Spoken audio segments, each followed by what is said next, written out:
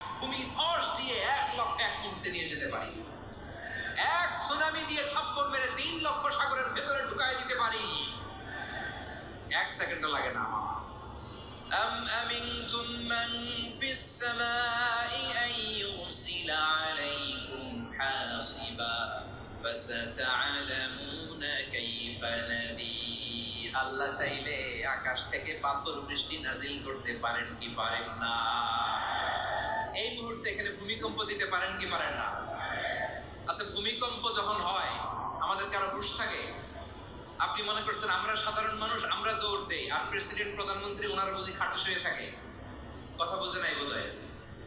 ভূমিকম্প আর্থকোয়েক যদি হয়, বাঁচার জন্য আমরা কি করি?